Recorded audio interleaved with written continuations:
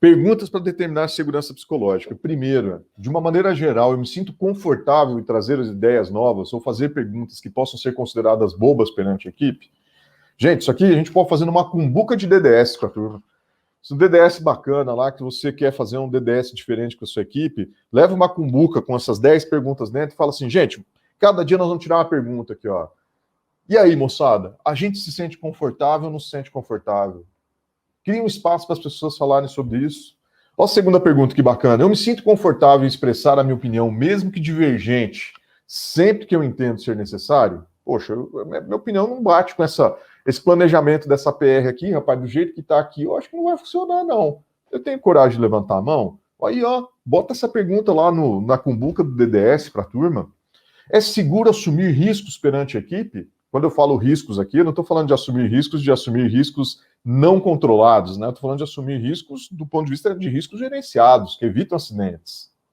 Se eu cometo um erro na equipe, certamente isso será usado contra mim? Ó, a quinta pergunta, que legal. Me sinto confortável em pedir ajuda aos membros desta equipe? Pensa o cara na linha de frente lá hoje, um cara que está dentro das nossas plantas, um cara que está um profissional prevencionista hoje, que chega dentro de uma organização e ele fala assim, rapaz, tem jeito de eu pedir ajuda para o cara do RH, tem jeito de eu pedir ajuda para o cara de saúde, não tem jeito de eu pedir ajuda para o cara do gerente da supervisão, porque, assim, a turma aqui não gosta de ajuda, não. Como é que eu crio um ambiente seguro? Impossível.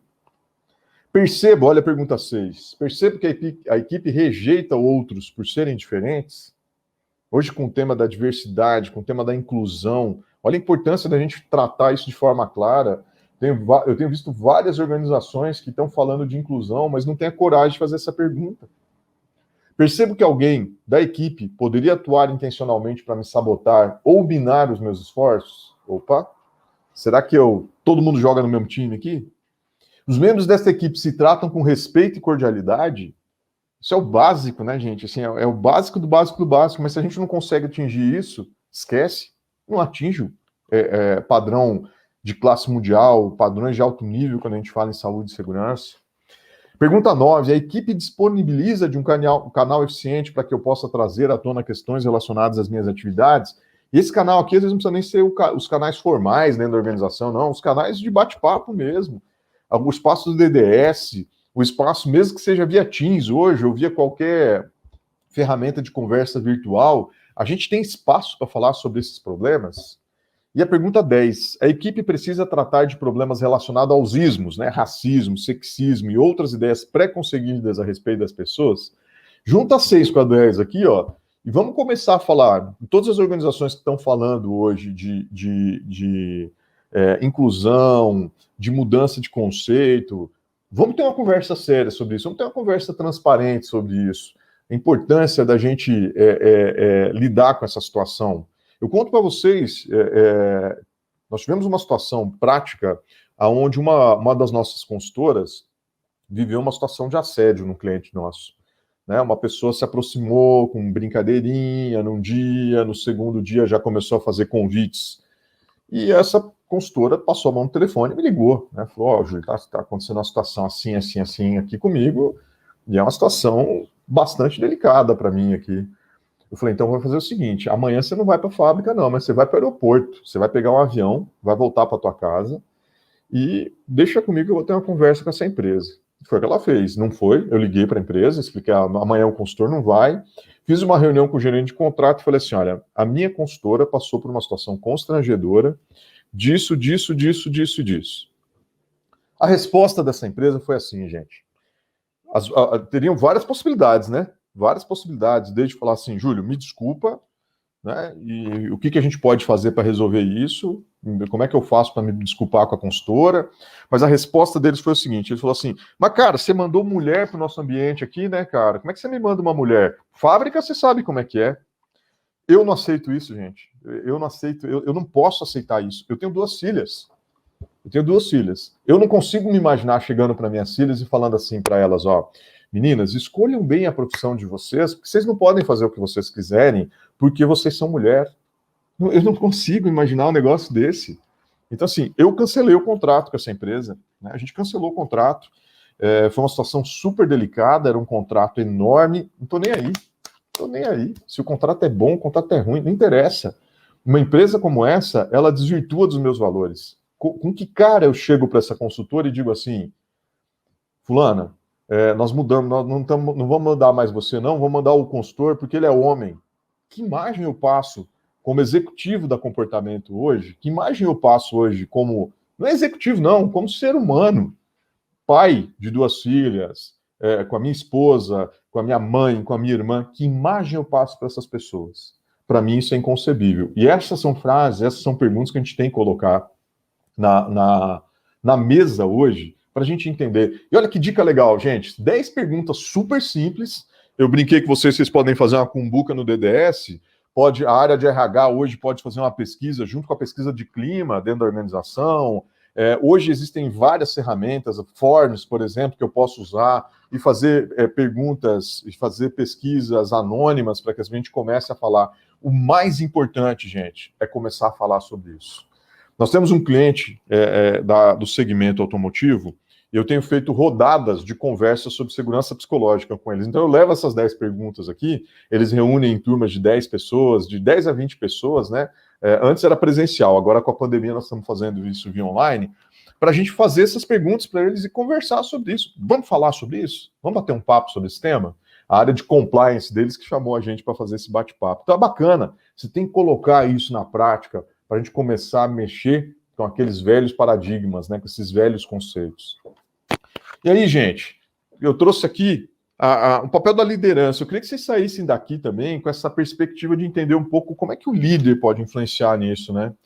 E aí tem 4 elementos básicos que vão influenciar a questão da segurança psicológica, que vão criar a condição para a segurança psicológica, tá? Então, assim, elementos de reconhecimento e valorização, que são gerar equilíbrio entre erros e acertos, ou seja, a gente tem que reconhecer os acertos? Tem, mas a gente tem que aprender com os erros. E como é que a gente aprende com esses erros? Como é que a gente traz um conceito de aprendizado com erros sem que as pessoas percebam que isso é uma punição? Criar ambientes que valorizem o que é certo e alinhado com os valores da empresa. O exemplo pessoal que eu dei para vocês agora há pouco aqui da comportamento, né, dessa situação desse cliente, é aquilo que a gente entende de alinhamento com nossos valores.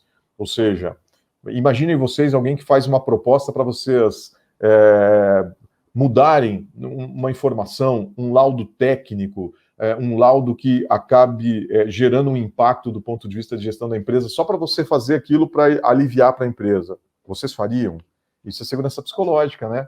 Então, a gente reconhecer, entender que esse ambiente que valoriza é importante, é essencial, e a gente tem que, além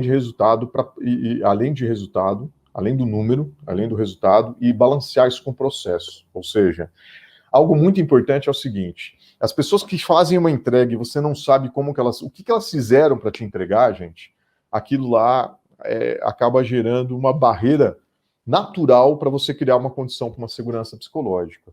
A gente tem que estar muito atento a isso, ou seja, processos robustos onde as pessoas realmente participem, entendam, é um elemento fundamental para você gerar um ambiente de reconhecimento e valorização.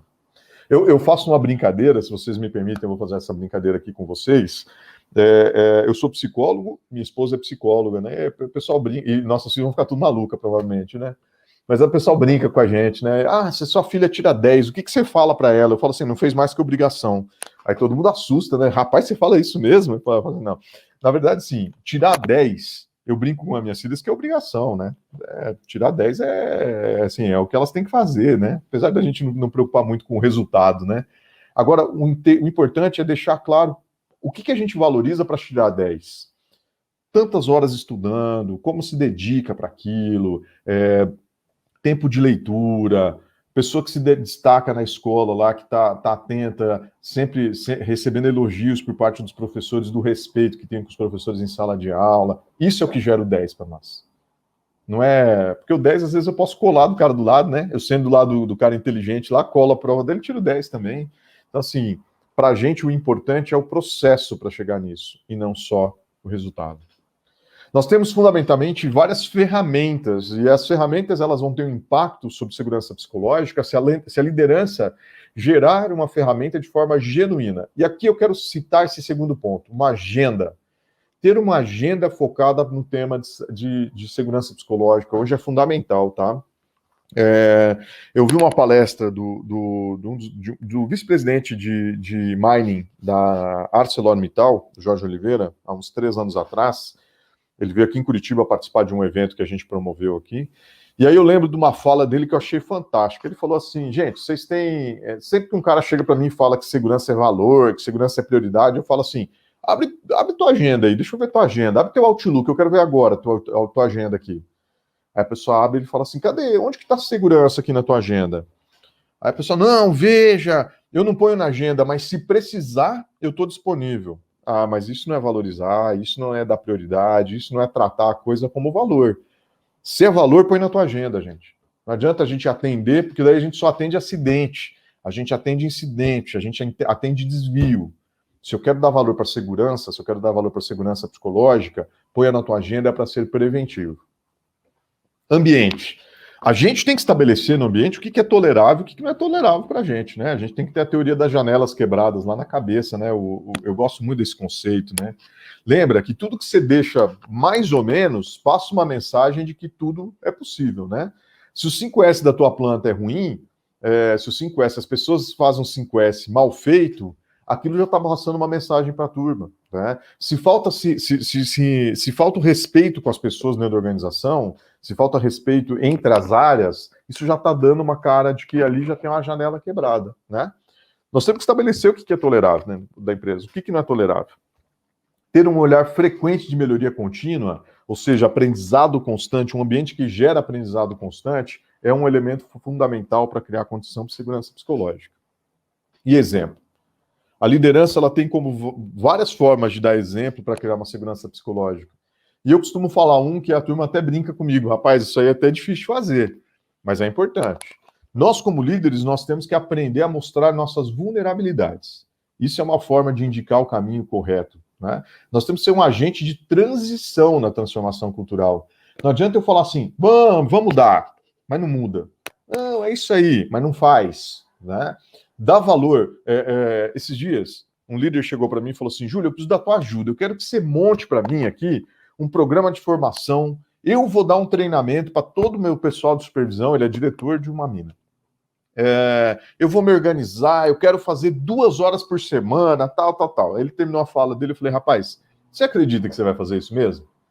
Ele falou, não, eu vou fazer. Eu falei, você tem certeza que você vai fazer? Tenho. Porque assim, o que vai acontecer? Eu tenho muita liberdade com ele.